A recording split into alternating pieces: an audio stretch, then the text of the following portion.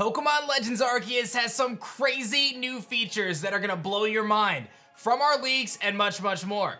Let's break them down. Yo, whoa, what is going on YouTube? It's your boy Dan, aka aDrive. I'm bringing you guys a brand new video today, and today we are diving in to 11 amazing new features in Pokemon Legends Arceus that are gonna absolutely blow your mind. I mean, seriously, some of this stuff is crazy, and it takes the gameplay and experience to an entirely different level. And from the leaks, we've got some really good stuff here. So I'm gonna show some cool stuff in this video, so be sure to hit that like button down below, and of course, subscribe to the channel if you guys are new so you don't miss out on our epic Pokemon Legends Arceus gameplay content, leaks, and much, much more. And I do want to throw out the disclosure and the disclaimer that none of the footage used in today's video is my own, and I'm using it for news and reporting purposes exclusively. But without further ado, let's dive into this video and find out what's going on with these new features that are gonna blow your mind. So one of the coolest things that happens in the Hisui region is you actually have access to a first-person view. This is something we really never had before in the Pokemon game. So not only can you see yourself in third person running around with your Pokemon, and maybe you don't know, but you can move around while the battle's taking place and things of that nature, but you can also zoom in and play in a first-person mode. And that zooming in is something that they teach you very early in the game as a way to identify information about specific species of Pokemon as you go to complete your dex pages. So that's a really cool little feature, and it allows you to kind of get immersed in the world a little bit more than otherwise. So big fan of the first-person view, and it's a nice addition to the games. Not only in Pokemon Legends Arceus can you find starter Pokemon in the wild, but you can actually find evolved forms of the starter Pokemon and final evolutions of the starter Pokemon in the wild. So in past games, we've had the opportunity to get some starters in the wild. Obviously, Pikachu and Eevee are one, but we've seen, through the underground and BDSP and things of that nature. But this is really kind of the first time in the franchise outside of Pokemon Go where we can find full-blown Empoleons just chilling out in the wilderness as alpha Pokemon. So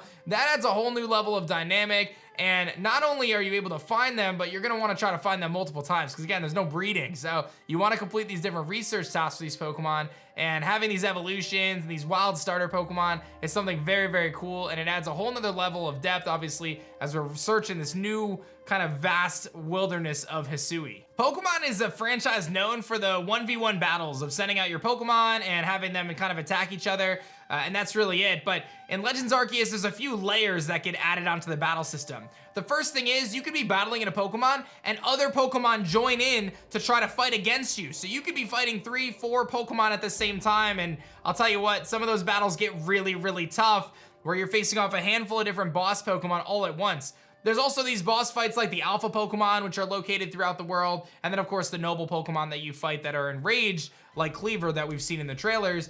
But fighting multiple Pokemon at once can add a whole nother level of gameplay, and you'll see that there's times where these Pokemon will start attacking you, while you as the trainer, they'll start attacking the Pokemon, and it actually gets really, really chaotic. So this next level of battles is something that I feel like has added a whole new level of depth to this game that has made it incredibly fun. I should mention, I've talked about it in a couple of videos, but I'm lucky enough to actually have the game.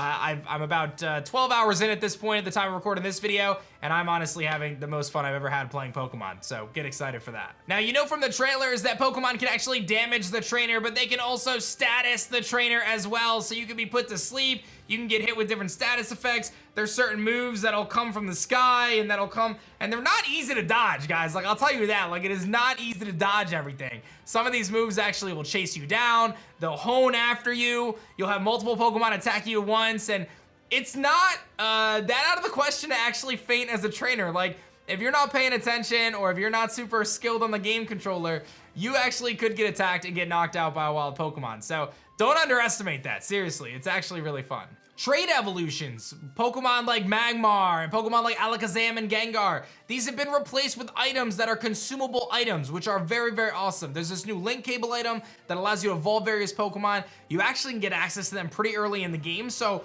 like, I'll give you a little spoiler. Like, you could actually get a Pokemon like, let's say an Alakazam in theory, before you even do like the first boss, right? The first gym. It would be very hard to do. It would probably take like a lot of hours to grind that item up. But these items are available to you, and it takes out the trade evolution, so you can play a single player experience, and it actually adds another level of being able to get a really cool team and get those Pokemon that you really want to have on your team. We've seen this from gameplay footage from the Pokemon Company, but you can actually send out your Pokemon and have them sit idly by you. You can also send them out to kind of farm different parts of the map, to give you apricorns, to make Pokeballs, to give you different items, to give you stuff for your team, and you're gaining experience every time you do that. So you send out your Pokemon, you know, your Oshawott, it bangs into a tree, gets a little bit of experience, and you get the item from that as well. And you don't have to like go pick it up, it just automatically gets added to your bag for convenience, which is really cool. But you can actually send out your entire party and have them chill next to you. And eventually they'll have like idle animations where they'll fall asleep, or they'll kind of just hang out next to you. And it's really cool, man, especially as you're traveling the vast wilderness of the Hisui region. We've actually found out that this is the first game that Junichi Masuda did not work on. He only supervised it, and I think this further points to the idea of Generation 9 coming this year. Because if Masuda wasn't working on this game, what was he actually working on, right? And it makes us believe that there's a very, very high chance that Masuda was working on Generation 9, and that we are gonna get Generation 9 at the end of this year. So all the rumors I'm seeing are pointing towards that there's gonna be a huge announcement come like April time for Gen 9, and that Arceus is just like the first step in that direction. And if that is true, and this is just a stepping stone to what Gen 9 could be, and Gen 9 is like a hybrid of what Arceus is, plus everything else, guys, you have no idea. The Pokemon is about to ascend to just new heights. Like, I already feel like, and I'm not even kidding, I already feel like I'm having more fun playing Arceus than I've had playing any Pokemon game as of late. And if they step this up even another level, dude, it's gonna be crazy. Now, don't get me wrong, they've taken things away from the game, right? Like, there's no abilities, there's no held items, but I don't feel like that stuff is missing right now. Like, I'm not like wishing I had those things. I'm actually totally fine with the way the gameplay is. It's really, really epic. This game has completely overhauled how status conditions work and things of that nature. For example, you can be paralyzed, your Pokemon can be paralyzed and then get hit with a poison move and have that paralysis turn into poison. So status conditions overwrite each other, and there's also field effects that take place too, and that's something I'll probably talk about a little bit more in another video, but the types of weather play an impact, and you can be mid-battle, it'll start raining, and all of a sudden your moves don't do as much damage or they do more damage, and it's actually a very, very dynamic system, and it feels like the gameplay is always flowing and changing and doing more. We know that Pokemon come in different size differences, but I think it's hard to recognize just how drastic those size differences are, and I feel like another level of gameplay for people to try to track down the biggest Pokemon or the smallest Pokemon or whatever your preference is. Very, very epic stuff, and you can actually collect them and try to get different ones and choose the one that's the biggest to be on your team and whatever else. So a lot of variability there and a lot of fun in collecting those Pokemon. And one of the biggest quality of life improvements is how the move relearner works. You could be out in the wilderness and you can just actively change the moves on your Pokemon whenever you want.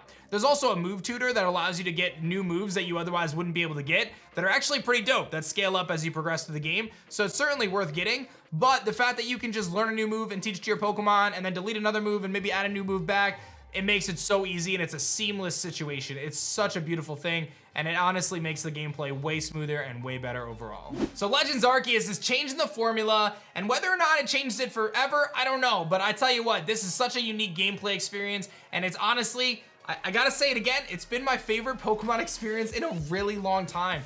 I don't know if I've had this much fun playing Pokemon in my adult life, if I'm being honest. I don't want to overhype people, but I'm being honest. Like, I'm really having a blast right now, and the fact that I'm pausing to play the game so I can film videos like this is hard for me, man, because I'm actually really enjoying it. I'm about to go dive back in to some more recordings, which you guys will see when the game officially launches. So get ready for my Let's Play, because it's gonna be epic. You guys are gonna love it. But thank you so much for watching. I hope you guys are enjoying our coverage here, the leak coverage, the information about Arceus. I can't wait to share more with you guys. I love you guys so much. Thank you so much. Hit that like button down below if you enjoy, and subscribe to the channel if you guys are new, and I'll see you guys on the next one. Peace.